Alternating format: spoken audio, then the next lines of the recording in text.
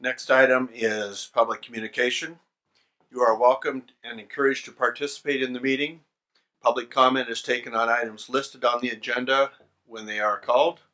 Public comment on items not listed on the agenda will be heard under item 3, appearance of interested citizens. Comments on controversial items may be limited, and large groups are encouraged to select representatives to express the opinions of the group. Item number 2 is written requests. Members of the public are submitting written requests at least 24 hours prior to the meeting will normally be allotted 5 minutes to speak. Tonight we have 2 individuals, and the first one is Jackie Silman and Reno Rosser. And if you'd like to step up to the podium.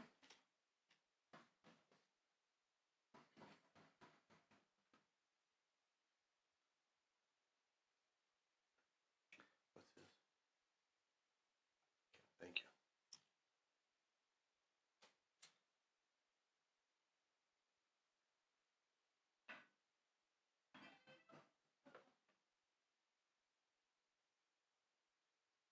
Is that mic on over there? Hello? There we go. Thank you. All right. I'm Jackie Silman, and I'm with the Friends of the Marysville Stampede, and we have here Sandy Drown and Tina Williams, and of course the legendary Reno Rosser here. We wanted to come back. We came to you just to thank you for being a part of our week or month-long activities, but we wanted to come back and give you some numbers that we're very proud of, and we'll try to get this done quickly. One of the things that we're most proud of is our attendance. We had well over 7,000 attend the 2-day rodeo, which those numbers are up. Ticket sales at the gate were extremely high. Military was up. So we feel like we've touched all the different areas that we needed to touch, and we'll continue to grow on that. On the Friday, we had a special event of a kids rodeo, which we were able to get bussed in from the Marysville and Yuba City school sites, 1,105 students on a special rodeo that was provided by the Flying U Rodeo. And with the parents, and let's see, we had 15 buses and 17 private cars. It was well over 1,100 came out to that Friday event. One of the very exciting things is the Clydesdales came to town. And if anybody was on the cattle drive, you saw those Clydesdales. And I wanted Sandy and Tina to take a minute and just let you know what they felt just coming to our community. And I'm Sandy Drown, and Tina. I'm Tina Williams. And we cannot thank the Yuba City community enough for the red carpet that was rolled out for our Clydesdales. They felt so welcomed. They traveled throughout the country to 200 locations annually, and they could not stop talking about how warm and friendly and just kind everyone was at Yuba City. And Darren went above and beyond to give them care packages from the community and Yuba City. We took pictures. I don't know if any of you saw those on Facebook, but it was quite fun. They did, and they still are enjoying some of the local businesses that they shared with the wines and all that kind of stuff. They're still texting and saying that they really enjoyed it, and they're hoping to come back out next year. If they have an influence, they will definitely be putting in a recommendation to come back. They had such a wonderful time, and it really was. The Chamber and the City of Yuba City just welcomed there, especially when we had to close down 99 wasn't part of the route, and we just made it happen. So I really appreciate everything you guys did. Thank you.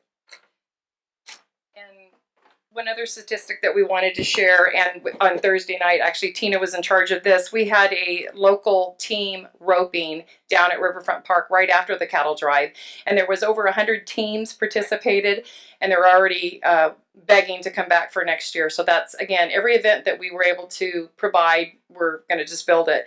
And the last thing that I want to talk to you about, the statistics, is the hotels. I did ask Comfort Inn, Hampton Suites, Bonanza, and the Best Western to see if they could tie in the rodeo and how it went. And we did have 16 hotel rooms between them, and that was an average of a 2-day stay during the weekend. So that was pretty positive for us. We felt that was a good number. And I want to have Reno come up and then maybe close it up, and then we have one other presentation. We just want to thank everybody on both sides of the bridge. This was the biggest and best Marysville Stampede that has ever happened. Whether it be the crowd, The contestants, we had world champion rodeo guys come here. It is the only professional sporting event that takes place in this area, and it's only going to get bigger and better with these ladies and the community support that you guys have given us. So I sure appreciate everything you guys have done for us, especially Darren Gale and Dennis Hauk with the Yuba City Police Department. Obviously, having a cattle drive, there's a lot of there's a lot of stuff that goes into that, and Yuba City really smoothed everything out, and we expect it to be bigger and better every year. So thank you guys. Okay, and on that, we'll wrap it up. But with that, we know Darren Gill has a degree, what's it, MBA at Drexel University, but we would like to give him a BS degree. Oh, no, not BS. Best Service degree. And we have a hat from him from the Flying U University. And then also we have a little gift from the Clydesdales. And we want to thank you again. It was above and beyond that Darren did, and it was a joy to work with that. And we also have for Mayor Dukes, we have Flying U University, and hope you'll wear it proudly. And there's only 6 of these going out, so enjoy. Thank you again for your time. Right. Did Darren get a bag of road apples from the Clydesdale? A scoop, yeah. Thank you. Thank you. Cuts out of it, right? All right, item B, U.S. Naval Cadet Program, Sherry Herkel.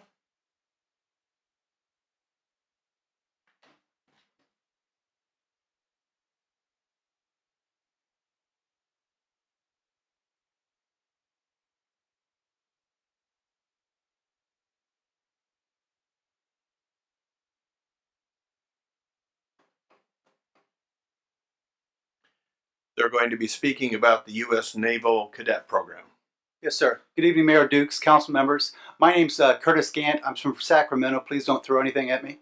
I have a unit down in Sacramento. I started 10 years ago with 6 kids. I now have 157 kids. That I think shows you the potential of this program. Mrs. Herkel and her husband Don have stepped forward and decided to open up a unit here in Yuba. I think there's a need for it here. There's a strong 4-H, FFA, and Boy Scouts, but Sea Cadets is very, very different. This program is sponsored by the Coast Guard and the Navy.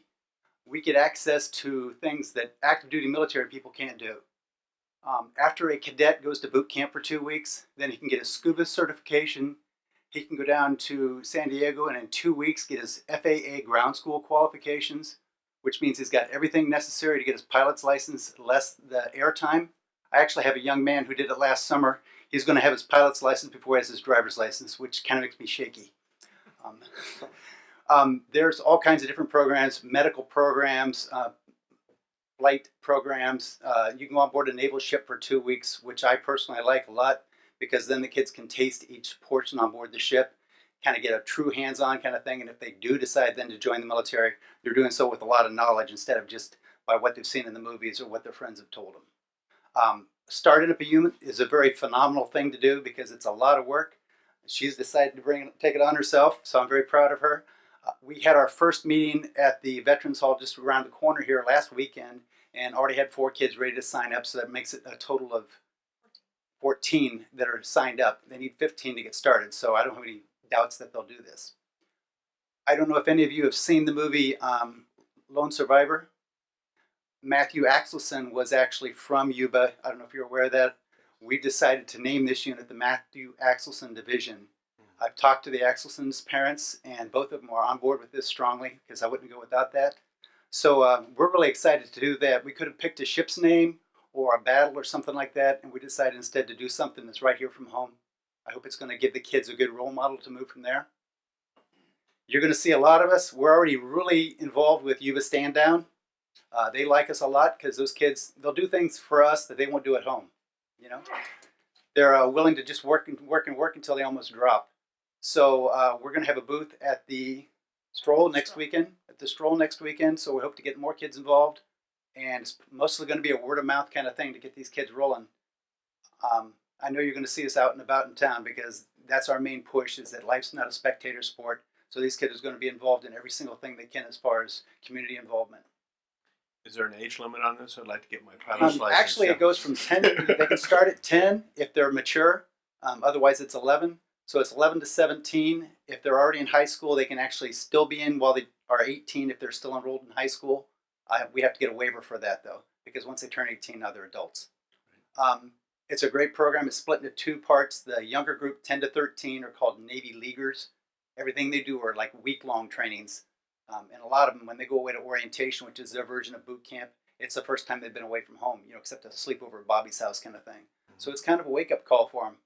And then when they turn 14, they fleet up to Sea Cadets, so it's mostly for high school kids. I personally like that a lot because a 10-year-old doesn't really need to know what a senior in high school thinks is funny.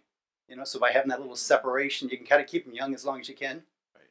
There's no obligation to join the military if they've been in the Sea Cadets, but if they do 2 years in the Sea Cadets and they make seaman, which is 2 pay grades up basically, they go to boot camp with the Navy day 1 as an E3, and that's $270 more in their pocket than the guy standing right next to them for doing something while they were kids. So it's a great program. It is, and I think you'll find that there's a great support for our military in this community, and this is an added benefit to have this type of a program where we can get youth involved in it. Thank you. Did you mention about the armory? Oh yes, we're going to be drilling at the Army National Guard Armory on B Street. That took some pulling some teeth right there, but there's a Colonel Espinoza that really believed in the program, so they kind of pushed it through the bean counters. That they wanted to charge us $7,500 a year to drill there, and finally he shook them hard enough that they realized that there's no reason to charge us. So we've got a home now, and I think we'll grow really fast. Great. Thank you for your time, sir. Thank you for bringing this to our attention. We have, I spoke to Colonel Espinoza today and the building service management, and they really want to put some love into that building. I know that it's kind of an eyesore right now, and so if we can do anything that have your guys' support and ideas of what you guys would like to see happen with that building, we would love your input. And they were talking about painting it, number one, because it's in dire need of that. And if we could just spruce it up and do what we can, and the Sea Cadets will be responsible for taking care of that building from now on. It means that we will trim the bushes and cut the grass, and they'd like us to take the flag up and down every night. And we will be there more than they probably want us to be, because that way everybody knows us, and that way we're into the community, and everybody's getting to say, hey, I want my kid in that. That's a pretty cool program. So with that said, we encourage your input for the building and anything we can do to help the city and help our veterans in the area. And if there's events that you guys need help with, or would like to have the cadets come out and make a presence or lend a hand, whether it's car shows all the way up to Relay for Life. We cover a lot of things in Sacramento. Color guards, flag foldings. Just ask. Just ask. We'll be there. All right, thank you. Thank you again. I know that each year we go out and adopt a neighborhood, so maybe you could meet with Mr. Gale, and maybe we could look at maybe this as being a project rather than doing a neighborhood fix-up. We do a fix-up because you're absolutely right. That is a building that could use some good loving, and it is in a major part of town where people see it, so it would be good to clean that up. And one of our concerns is that, with the courthouse moving out of there, then what type of... Could you step to the microphone, please? Sorry. One of the concerns that we were having is once the courthouse leaves that area, what may become of that area, and how much more we will need to be a very positive presence. All right. Well, thank you very much. Sure.